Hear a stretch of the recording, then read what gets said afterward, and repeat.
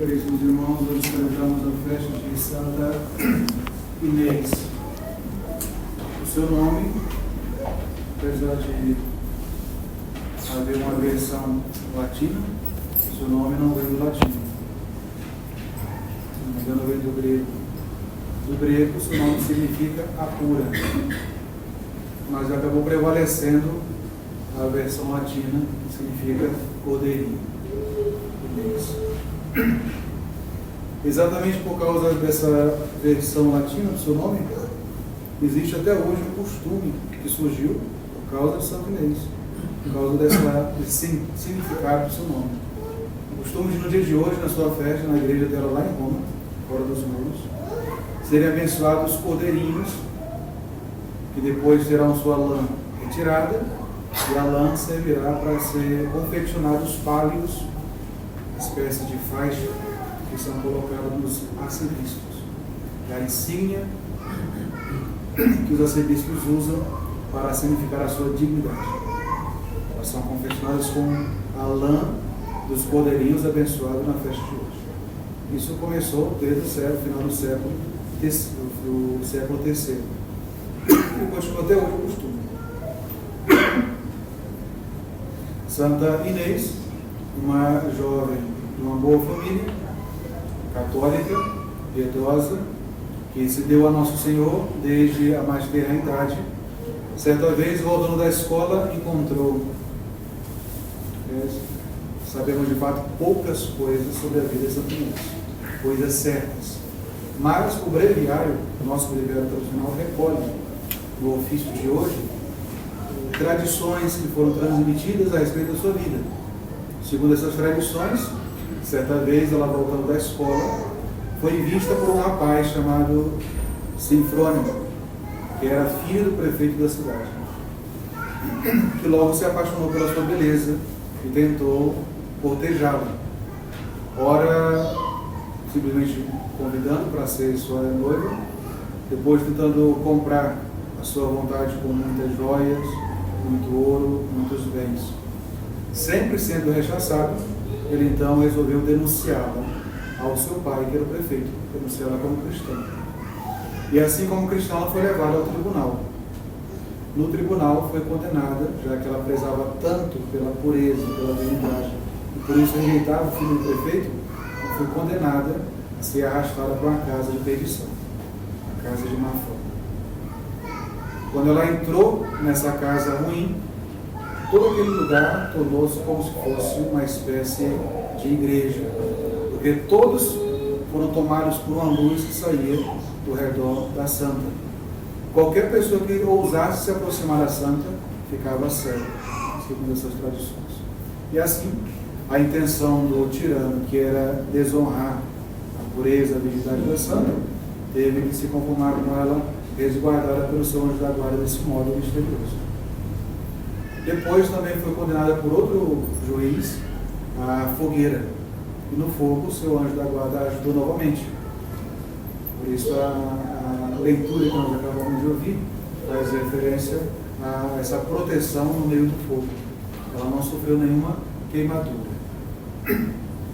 Por fim, depois de vários diálogos, de várias batalhas em diálogo, depois de várias tentativas de dar-lhe a morte, como era a praxe de Nosso Senhor, ela foi condenada ao fio da espada, e assim ela entregou a alma a Deus. Desde o princípio, final do século III, ela foi uma das grandes santas e tornou-se tão popular que tornou-se praticamente o símbolo da pureza, da castidade e da virgindade. E assim, o seu nome, de tão importante, entrou até na oração mais importante da Igreja Católica, que é a Santa Missa. Ela é uma das santas citadas no chamado cânon da missa, na oração eucarística. O evangelho que nós acabamos de ouvir é o evangelho das 10 virgens. Bom, as 10 virgens que estão esperando o esposo, não estão esperando para se casar com o esposo. São as 10 damas de honra. Elas estão esperando o esposo e a esposa, que virão em cortejo. As lâmpadas que essas jovens carregam representam as virtudes, essa vigilância que elas devem ter é um convite a cada um de nós a também sermos vigilantes, como adquirindo e progredindo nas virtudes. Mas como o Evangelho diz muito bem, que 5 delas eram prudentes, e as outras nem prudentes chama de loucas, por causa da sua imprudência, que levaram a lâmpada, mas não levaram o azeite suficiente para alimentar a lâmpada. Imagina-se que esse cortejo esponsal fosse passar por ali pela noite, como de fato faz referência ao Evangelho. Por isso, era necessário luz para iluminar. Por isso, no final do Evangelho, quando o Senhor diz, eu não vos conheço, provavelmente é por causa do defeito da falta de luz. Talvez aquelas jovens não conseguiram encontrar o azeite para comprar a tempo, ou se encontraram no trajeto até onde estava o esposo, aquele azeite se acabou novamente. Porque diz o esposo, eu não vos conheço, ou seja, lhes faltava as virtudes. Ou em outras palavras, nosso Senhor, que é o divino esposo, não se reconheceu naquelas 5 jovens. Todas essas 10 virgens representam a cada um de nós. E nós devemos questionar que tipo de virgem nós somos. Se nós somos as previdentes, que estão preparadas, nossas almas estão prontas, aguardando o esposo, ou são como essas loucas que estão, de qualquer modo, esperando o nosso Senhor. Se nós estivermos bem preparados, o sinal visível é a aquisição e o progresso nas virtudes.